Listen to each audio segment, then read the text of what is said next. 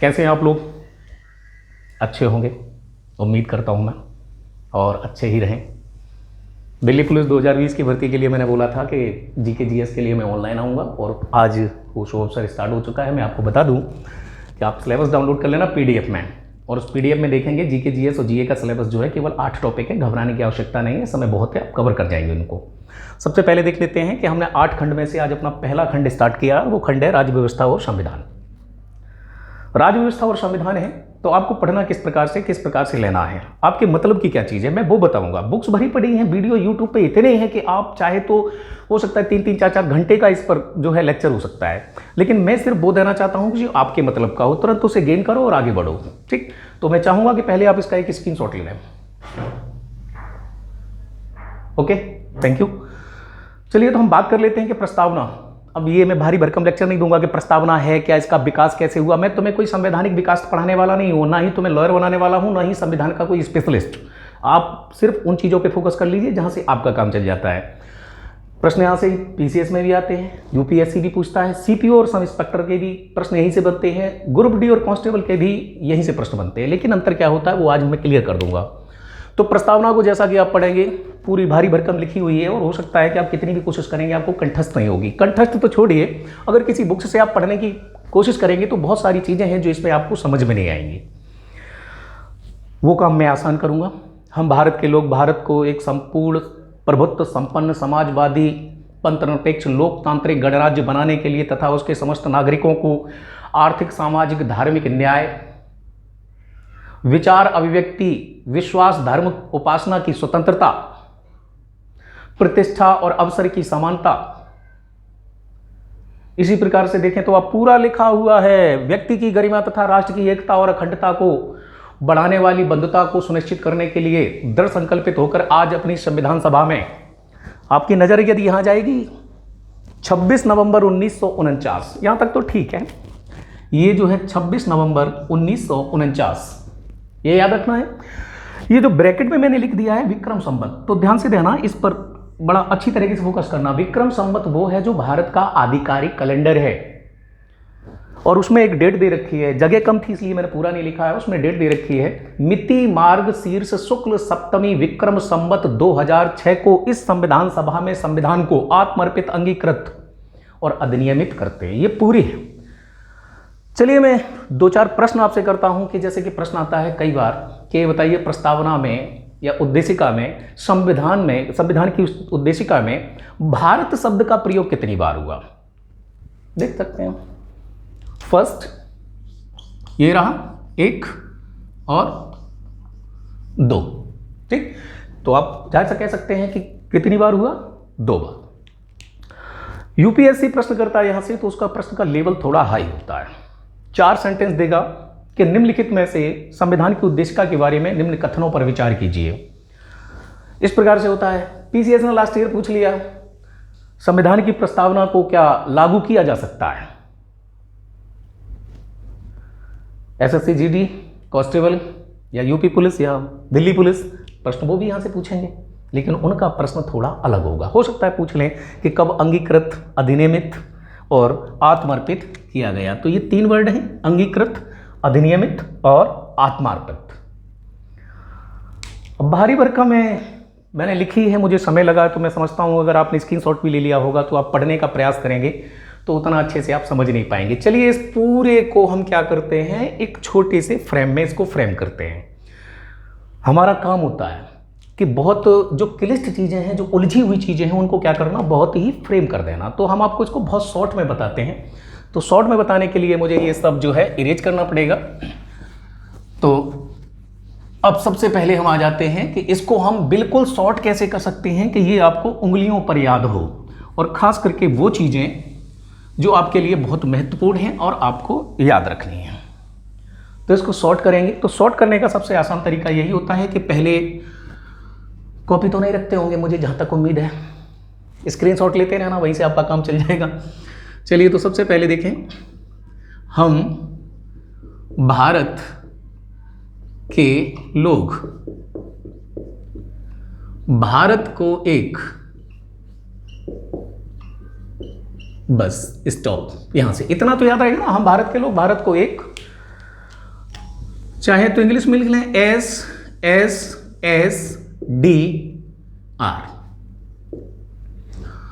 इसका मतलब होता है सोवर्जिन, संपूर्ण प्रभुत्व संपन्न, समाजवादी सोशलिस्ट, सेक्युलर यानी पंथ निरपेक्ष, डेमोक्रेटिक यानी रिपब्लिक वो गणतंत्र, और रिपब्लिक मतलब लोकतांत्रिक। आप चाहें तो जो संगीत की सरगम होती है ना, उससे भी इसको कनेक्ट कर सकते हैं, सा सा धा ला गा। ठीक, तो सा सा धा ला गा कैसे हो सकता है? तो ऐसे हो सकता है, संगीत की सरगम होती है ना, सा रे गा मा पा धा नी सा, वही से आप याद रख लेंगे सा सा। ठीक, और इसको भी याद रख लेंगे का सा सा धा, धा लिख दो इसको। ठीक, और यहां से आ जाएंगे गा, और यहां से आ जाएंगे ला। ठीक, तो चाहे तो आप ये ज़्यादा अच्छी तरह से हो जाएगा आपको याद, SSSDR। ठीक, और चाहे तो आप जो है SSDR से याद रखें, या फिर मैं लिख दूं इनको, यानी कि सोवर्जिन, सोवर्जिन, सोशलिस्ट, सोशलिस्ट, सेक्युलर, इधर है डेमोक्रेटिक, डेमोक्रेटिक, और ये हो जाएगा रिपब्लिक।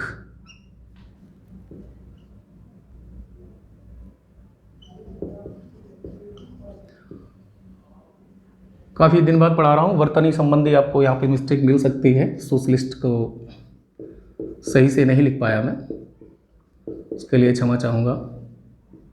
वो शायद अभी भी ठीक नहीं है, यहाँ पे सा जो है वो दूसरा बनता है, सोशलिस्ट। चलिए ठीक, वर्तनी को आप छोड़ दीजिए, केवल इतना ध्यान दे लेना आप, संपूर्ण प्रभुत्व संपन्न, समाजवादी और पंथ निरपेक्ष, लोकतांत्रिक, गणराज्य।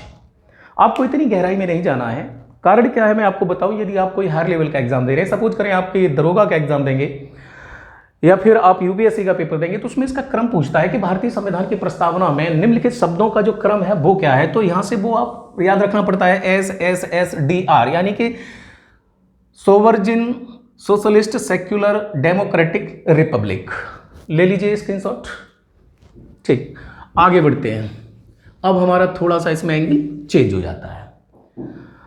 आगे की लाइन आपको याद होगी कि संपूर्ण प्रभुत्व संपन्न, समाजवादी, पंथ निरपेक्ष, लोकतांत्रिक गणराज्य बनाने के लिए तथा उसके समस्त नागरिकों को, ठीक, कितने प्रकार के न्याय की बात की गई है, तो उसे हम एक त्रिभुज से व्यक्त कर सकते हैं। बीच में आप क्या लिख देंगे? न्याय। ठीक, अब यहां पे देखिए, सबसे पहले कौन सा? सामाजिक, सामाजिक न्याय हो गया। इधर देखेंगे तो कौन सा न्याय हो जाएगा? एक धार्मिक। इधर देखेंगे तो कौन सा हो जाएगा? राजनैतिक। तो कितने प्रकार के न्याय की बात की गई है आपको पता है? 3। हाँ, इसकी शॉर्ट ले लीजिए। 3 प्रकार के न्याय की बात की गई है। प्रश्न यहीं से बन जाता है, डायरेक्ट बन जाता है कि भारतीय संविधान में निम्नलिखित में से किस एक प्रकार के न्याय की बात नहीं की गई है? आर्थिक है, सामाजिक है, राजनीतिक है, परंतु धार्मिक नहीं है। ध्यान देना, यहीं पे सबसे ज्यादा कंफ्यूजन होता है। ठीक है, यहां पर कौन सा है? आर्थिक है, और यहीं पे हम कंफ्यूज होते हैं। कोशिश करना कि ये जो है अपनी कॉपी पे आप कहीं पे वीडियो को पॉज करके इनको नोट कर लेना, बड़ा काम आएंगे आपसे। आपको 3 प्रकार के न्याय याद रखने हैं, सामाजिक, आर्थिक और राजनीतिक। धार्मिक न्याय की बात नहीं की गई है। इसके बाद में एक और है, अब आपको क्या बनाना पड़ेगा? अब आपको पंचभुज बनाना पड़ेगा। तो पंचभुज में जो 5 प्रकार की स्वतंत्रताएं हैं उनको हम पंचभुज से दर्शा सकते हैं, और वो कुछ इस प्रकार से बनेगा। तो आप देख लीजिए, ये पंचभुज है। अब हम बीच में लिख सकते हैं कि क्या है इसमें? स्वतंत्रता। बेसिक सा प्रश्न यूपीपीसीएस से पूछा कि भारतीय संविधान में कितने प्रकार की स्वतंत्रता की बात की गई है। तो मैं स्वतंत्रता के अधिकारों वाली बात नहीं कर रहा हूं, वो फंडामेंटल राइट्स हैं। हम यहां पर प्रेम्बल की बात कर रहे हैं। तो इसमें देखेंगे स्वतंत्रता कितने प्रकार की बताइए? स्वतंत्रता बताइए हमें 5 प्रकार की। तो 5 प्रकार की जो स्वतंत्रता है उसके अंतर्गत क्या क्या है, तो वो भी आपको याद रखनी है। सबसे पहले क्या आता है? विचार, यानी कि थॉट्स, विचार। अभिव्यक्ति, सेम इसी प्रकार का आप जो है डायग्राम बनाते जाएंगे तो बहुत आसान काम हो जाएगा। विचार, अभिव्यक्ति, धर्म, और धर्म से ही क्या होता है, विश्वास होता है, और जहां विश्वास होता है वहां क्या होने लगती है, उपासना। यानी कि कितने प्रकार की स्वतंत्रता की बात की गई है, 1 2 3 4 और 5। ले लीजिए स्क्रीनशॉट दोनों का कंबाइंड रूप से। तो 3 प्रकार का न्याय और 5 प्रकार की क्या है, स्वतंत्रता है। यहीं पे बात आ जाती है किसकी, समानता की बात भी कर ली है। तो समानता हम लिख दे रहे हैं लेकिन समता लिखा हुआ है, यानी इक्वलिटी की जो बात की गई है वो 2 प्रकार की है। ठीक, तो 2 प्रकार की होगी। वो 2 प्रकार कौन कौन से हैं, तो सबसे पहले एक इधर है, एक इधर है। तो इधर तो आ जाता है कौन सा, अवसर, और इधर क्या है, अवसर के बाद में प्रतिष्ठा। बस एक और आ जाता है यहीं पर 2, और आप 2 का डायग्राम बनाएंगे। ठीक, और 2 में क्या है, राष्ट्र की एकता और अखंडता को बढ़ाने वाली कौन सी बात की गई है, बंधुता, ब्रदरहुड की बात की गई है। ठीक, तो इधर तो क्या लिख देंगे, राष्ट्र की एकता। यहां जो होगा राष्ट्र की एकता, और इधर क्या आ जाएगा आपका, अखंडता। ठीक, यानी कि राष्ट्र की एकता और अखंडता को बढ़ाने वाली क्या होनी चाहिए, बंधुता, भाईचारा, ब्रदरहुड। बस लो जी, और वो डेट आपको याद रखनी है, और वो डेट कौन सी है, यहाँ पे लिख लेना कहीं पे आराम से, 26 नवंबर 1949। हो गया काम। बस ये है, प्रस्तावना आपके पूरे समक्ष रही। SSDR वो आपको मैंने पहले ही बता दिया। SSDR का मतलब उसमें ये होगा कि समाजवादी, संपूर्ण प्रभुत्व संपन्न, पंथनिरपेक्ष, लोकतांत्रिक गणराज्य। 3 प्रकार का न्याय, 5 प्रकार की स्वतंत्रता, 2 प्रकार की समानता, और बंधुता, राष्ट्र की एकता और अखंडता को बढ़ाने के लिए। बस आपके काम का यही है, पूरी प्रस्तावना से आपके काम का ये है। यदि आप दिल्ली पुलिस की तैयारी कर रहे हैं, हाँ, यदि आप हायर लेवल एग्जाम्स की तैयारी कर रहे हैं, तो फिर आपको ये याद रखना पड़ेगा कि राष्ट्र की एकता, अखंडता, ये बंधुता, यानी कि समानता और बंधुता, ये किस क्रांति से, तो मैं आपको बता दूं कि बंधुता और समानता, ये जो शब्द लिए गए फ्रांस की क्रांति से लिए गए हैं।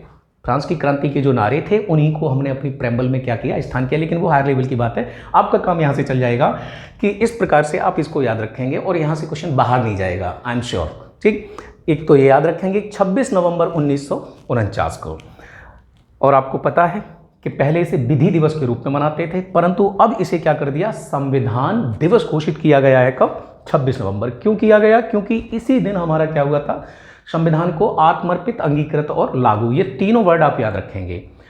चलिए अब हम बात कर लेते हैं कुछ इससे हटके मैटर की, कि प्रस्तावना से एक तो आपका ये हो गया, स्क्रीनशॉट ले लें आप इसका, और उसके बाद में हम बात कर लेते हैं कि प्रस्तावना से संबंधित जो विवाद हैं वो भी कई बार आते हैं और बहुत महत्वपूर्ण हैं, खास करके UPSI के लिए और दिल्ली पुलिस के लिए वो बहुत महत्वपूर्ण हैं। तो मैं आपको बता दूं कि आमुख या प्रस्तावना कहते किसे हैं। तो प्रस्तावना तो आपने भी लिखी होगी, याद होगा, हिंदी आप 10th में या 12th में जब आप पढ़ते थे हिंदी, तो उसमें कई बार जो है पैसेज दिया होता था, उसकी व्याख्या करने के लिए आती थी, तो व्याख्या में आप संदर्भ लिखते थे, संदर्भ में ही प्रस्तावना, निबंध में भी प्रस्तावना आपने लिखी होगी। तो वही है, कोई पुस्तक है, ऐसा दस्तावेज है जो उस पुस्तक के बारे में बताता है कि इस पुस्तक का उद्देश्य क्या है, वही प्रस्तावना है। बस मोटी मोटा आप इतना समझ लीजिए। चलिए अब हम बात कर लेते हैं कि प्रस्तावना से संबंधित जो विवाद हैं वो क्या है। तो 2 विवाद आपको याद रखने हैं प्रस्तावना से, प्रस्तावना तथा विवाद। बहुत शॉर्ट में लिखिए नोट्स को आप, और कोशिश कीजिए अगली बार से जब आप क्लास में मेरी, तो पेपर और पेन आपके पास होना चाहिए। हालांकि मैं समझ सकता हूँ कि कोई चल रहा होगा, कोई कहीं बैठा होगा, कोई खा रहा होगा, कोई कुछ रहा, और वीडियो चल रहा होगा, इसलिए मैंने कोशिश की कि आप स्क्रीनशॉट लेते रहें, कम से कम मोबाइल में हो जाएंगे, कलेक्ट हो जाएंगे। लेकिन कोशिश ये करना कि अगली बार से पेन रखना, कि कई बात ऐसी होती मैं बोर्ड पे नहीं लिखूंगा, लेकिन मुझसे अगर निकल जाती है तो पॉज करके वीडियो को उसको आप नोट कर लें। प्रस्तावना से संबंधित विवादों में बात करें तो 3 विवाद हैं अब तक। पहला है इनेरू बेरीवाडी वर्सेस भारत संघ, दूसरा है केशवानंद भारती वर्सेस केरल राज्य, तीसरा है बम्बई बनाम एएस बम्बई बनाम भारत संघ। एक 1960 में, एक 13 साल बाद 1973 में, उसके बाद 1994 में। लेकिन इसमें जो सबसे महत्वपूर्ण हैं वो केवल कौन से हैं? 2 हैं। सबसे पहले देखते हैं कि एक तो 1960 का है। 1960 में जो विवाद है वो इनरी वेरुवाडी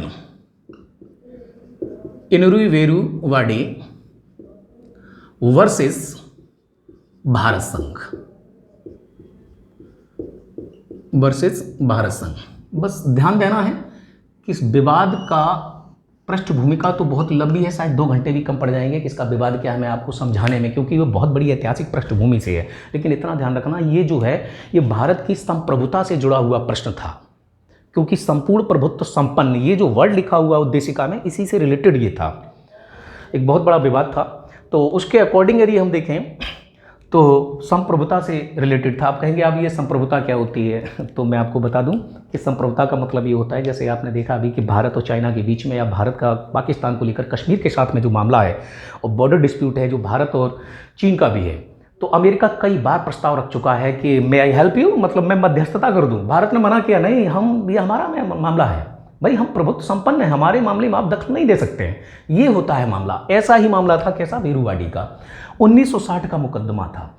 कोई भी मुकदमा हो और कोई भी विवाद हो तो उसमें जो सर्वोच्च न्यायालय होता है, जो सुप्रीम कोर्ट होता है, जो फैसला देता है वो फैसला ऐतिहासिक होता है। और उस फैसले में माननीय सर्वोच्च न्यायालय यानी कि एससी सुप्रीम कोर्ट ने जो निर्णय दिया वो क्या दिया, और विवाद था किसको लेकर? उद्देशिका को।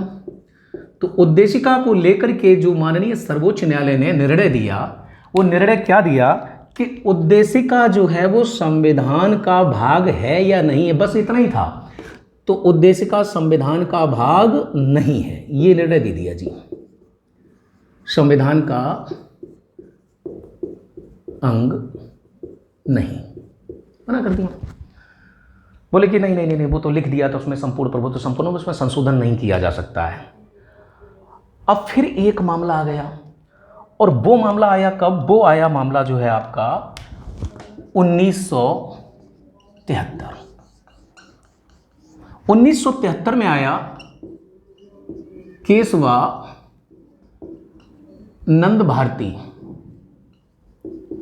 केशवानंद भारती वर्सेस केरल राज्य।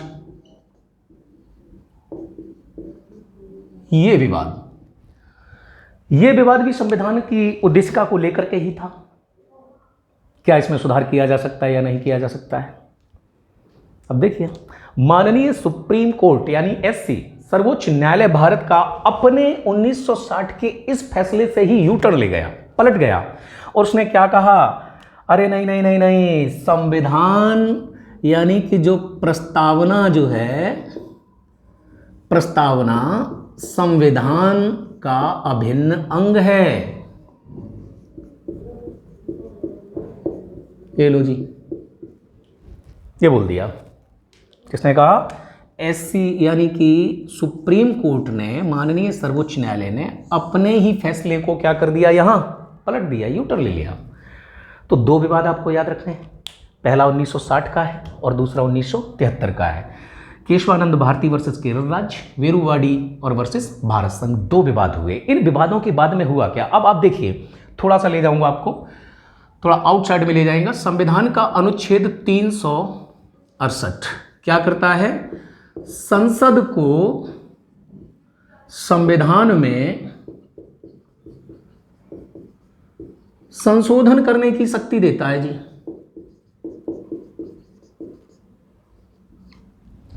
यानी कि अनुच्छेद 368 जो है आर्टिकल, अनुच्छेद 368 जो है वो संसद को यह अधिकार देता है कि वो संविधान में क्या कर सकता है? संशोधन कर सकती है। पहले नहीं हो सकता था क्योंकि उद्देशिका संविधान का अंग, अब हो सकता है जी। क्यों? कि जब संविधान का अंग है उद्देशिका, तो इसमें किसके तहत? 368 के तहत संशोधन हो सकता है या नहीं हो सकता है? हो सकता है ऑफकोर्स। ध्यान दीजिए, आपके अगर कॉपी पे भी असाइनमेंट बनते हैं तो इसी डायरेक्शन में बनने चाहिए, क्योंकि आपको रिवाइज करने में बहुत आसानी होगी। वे पूरी कहानी नहीं लिखनी पड़ती है कि 1960 में बेरूबाडी वर्सेस भारत संघ के मामले में सर्वोच्च न्यायालय ने यह निर्णय दिया था कि प्रस्तावना संविधान का अभिन्न अंग नहीं है, मानने से अस्वीकार कर दिया था। फिर इसके 13 साल बाद 1973 में एक केस आया। पूरी लाइनें लिखनी नहीं, नोट्स शॉर्ट्स बनाने हैं, क्योंकि आपके पास समय कम है और सिलेबस ज़्यादा है। इसलिए प्रयास आपका ये होना चाहिए कि जो भी आप बनाए वो बहुत शॉर्ट्स में होने चाहिए, बस तुम्हें समझ आ जाए, दुनिया को आए ना आए, बस तुम्हें कंठस्थ हो जाए। तो इस प्रकार से आप देखेंगे तुरंत आप कनेक्ट होते चले जाएंगे। ठीक, स्क्रीनशॉट ले लीजिए, मैं आगे बढ़ता हूँ। अब जब संविधान में संशोधन होगा और संविधान का भाग उद्देशिका है तो उद्देशिका में भी संशोधन होगा, और ऐसा संशोधन अब तक एक बार हुआ। और बहुत बेसिक सा प्रश्न यहीं से आ जाता है कि संविधान की उद्देशिका या प्रस्तावना में अब तक कितनी बार संशोधन हुआ? एक बार भी नहीं, 2 बार, 3 बार। तो इस प्रकार के जो प्रश्न हैं तो वो भी आते हैं। तो हम सबसे पहले बात कर लेते हैं, यहाँ पे आ जाइए। तो उद्देशिका में संशोधन हुआ है अब तक एक बार, और वो कौन सा था? 42वां संविधान संशोधन। तो 42वां संविधान संशोधन जो था, इसे लघु संविधान भी कहते हैं। इसीलिए तो मैंने कहा था कि पेपर पेन रखना। अब मैंने जैसे ही बोला था कि इसे लिटिल कॉन्स्टिट्यूशन यानी लघु संविधान कहते हैं, क्योंकि इसके माध्यम से संविधान का 80% भाग लगभग बदल दिया गया था, इसलिए बहुत महत्वपूर्ण है। तो आपको क्या करना था? अपनी कॉपी पे नोट किया, तुरंत यहां से लिख दिया क्या? लघु संविधान। लघु संविधान। अब जैसे ही आप जो है अपने नोट से या स्क्रीनशॉट को आप रिवाइज करेंगे तो तुरंत ही आपकी नजर चली जाएगी। नजर कैसे जाएगी? तुरंत पहचान जाएगी, भाई 42वें संविधान संशोधन की बात हो रही है, और ये क्या था? इसे ही लघु संविधान भी कहते हैं। कब हुआ जी? तो ये जो संविधान संशोधन हुआ ये 1976, 42वां संविधान संशोधन 1976। इस 76वें संविधान संशोधन द्वारा जो उद्देशिका है उसमें जो है बदलाव किया गया। उद्देशिका में जो है बदलाव किया गया। बदलाव क्या किया गया? इसमें जो है मुख्य रूप से 3 संशोधन किए गए, और 3 संशोधन में आप देखें तो पहला तो ये आता है कि मूल यानी कि जब संविधान लागू हुआ था 26 नवंबर 1949 को, तो उसमें एक शब्द नहीं था। कौन सा? समाजवादी। और आपको पता है कि समाजवादी जो है ये शब्द रूस से लिया गया है। तो समाजवादी शब्द है जोड़ा गया, यानी ये कैसा है? नया शब्द जोड़ा गया। अब बोले कि कुछ चेंज किया गया था। हाँ बिल्कुल, बदला गया, यानी कि हमने क्या किया? परिवर्तित किया। क्योंकि पहले क्या था? उसमें लिखा हुआ था धर्मनिरपेक्ष, और इस धर्मनिरपेक्ष को हमने क्या कर दिया? चेंज कर दिया। यानी इसे हमने क्या कर दिया? बदल दिया। और जब बदल दिया तो वो किस में बदला गया? वो बदला पंथ निरपेक्ष। पंथ निरपेक्ष इस शब्द में बदल दिया। तो नया शब्द कौन सा जोड़ा? समाजवादी। और धर्मनिरपेक्ष को हमने बदल दिया किस शब्द से? पंथ निरपेक्ष। पहले धर्मनिरपेक्ष लिखा था, अब क्या लिखा है? पंथ निरपेक्ष। तीसरा जो हुआ है उसमें थोड़ा सा एडिट कर दिया गया, यानी कि शब्द तो था लेकिन उसे बढ़ा दिया गया। शब्द क्या लिखा था? कि राष्ट्र की एकता। राष्ट्र की एकता लिखा हुआ था, तो इसके आगे थोड़ा सा और आवश्यकता थी। उन्होंने कहा कि इसे और थोड़ा सा मजबूत वजनदार बना दो, तो उसमें क्या जोड़ दिया? और अखंडता। ये लो जी। तो 42वें संविधान संशोधन द्वारा देखते हैं आप, समाजवादी नया शब्द जोड़ दिया, धर्मनिरपेक्ष को बदल दिया किससे? पंथ निरपेक्ष से। राष्ट्र की एकता को किसमें कर दिया? अखंडता। यहां से प्रश्न आता है और वो मैं आपको टेलीग्राम पे बताऊंगा। सेशन आपका यहां पे होगा, जो भी लेक्चर होगा वो यहाँ होगा, और उस खंड से जो क्वेश्चन आंसर का सेशन होगा वो सिर्फ टेलीग्राम चैनल पे होगा, जो ग्रुप बनाया हुआ है। तो उस ग्रुप पे होगा केवल, क्योंकि यहाँ तो मैं प्रश्न लिखूंगा, फिर विकल्प लिखूंगा, फिर आपसे पूछूंगा, इंटरेक्ट होऊंगा, तो वो उसमें बहुत ज़्यादा समय लगेगा, उबाऊ होता है वो। तो मैं उससे बचने के लिए जो आपका टॉपिक है वो यहाँ पे पूरा क्लियर होगा, और इसको जब आप रिवाइज कर लेंगे तो नेक्स्ट डे जो हमारा टेलीग्राम में क्वेश्चन आंसर सेशन होता है उस पर इससे आपको पूरी पजल और क्विज मिलेगी, जो भी संभावित प्रश्न हैं और जो आए हुए हैं उन दोनों से ही। तो उसका मैं रिवीजन आपको संविधान उसमें करवाऊंगा टेलीग्राम पे, तो आप खुद देख सकते हैं कि समाजवादी, धर्मनिरपेक्ष, राष्ट्र की एकता, अखंडता, कौन सा शब्द नया जोड़ा गया, कौन सा शब्द नहीं जोड़ा गया।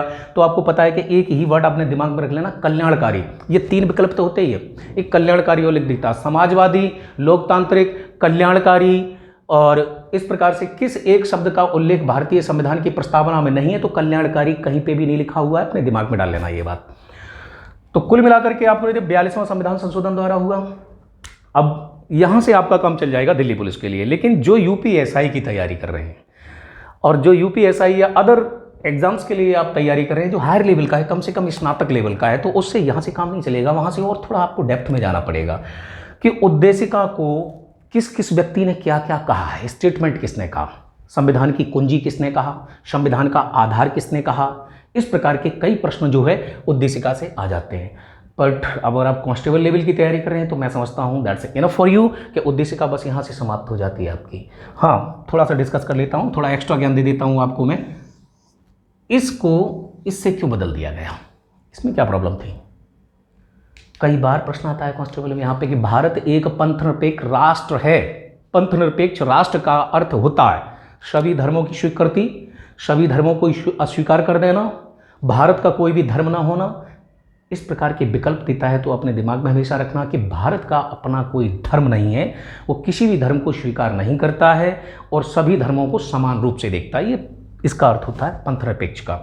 अब इस शब्द की अगर हम बात करें कि तो धर्म और पंथ कोई प्रॉब्लम नहीं थी आपके समक्ष, तो आपको मैं बता दूं, थोड़ा सा एक्स्ट्रा ज्ञान है तो लेते चले साथ साथ में। ये भी जरूरी है शब्दों को समझना, क्योंकि शब्दों को यदि नहीं समझेंगे तो बात नहीं बन सकती है। ये संस्कृत का शब्द है जिसे क्या कहते हैं, धर्म। धर्म का अर्थ जो होता है वो होता है धारण करना, और धर्म का दूसरा जो अर्थ होता है वो होता है कर्तव्य। निरपेक्ष आपको पता ही है, निरपेक्ष यानी कि पक्ष न लेना, किसी के पक्ष में न रहना, अलगाव हो जाना, विमुख हो जाना, मुंह फेर लेना, भटक जाना, मना कर देना, ये सब क्या होता है, निरपेक्ष।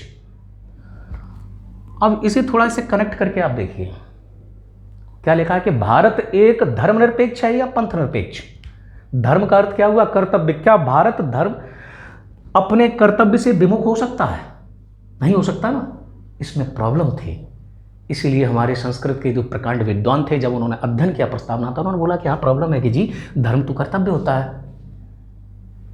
इसका शाब्दिक अर्थ देखिए आप, अपने माता पिता की सेवा करना आपका क्या है, आवश्यकता पड़ने पर अपने परिवार के लिए खड़ा हो जाना आपका क्या है, क्या सी बात है, धर्म है। तो इसलिए इस वर्ड को बदल दिया कि भारत अपने कर्तव्य से विमुख नहीं होगा, पंथ लिखा गया। पंथ क्यों लिखा गया? पंथ का अर्थ होता है किसी विशेष देवी देवता की स्तुति करना, पूजा करना, आराधना करना, उसमें अपनी आस्था रखना। आज मार्कर धोखा दे रहे हैं, आगे की क्लास बाद में होगी। जय हिंद।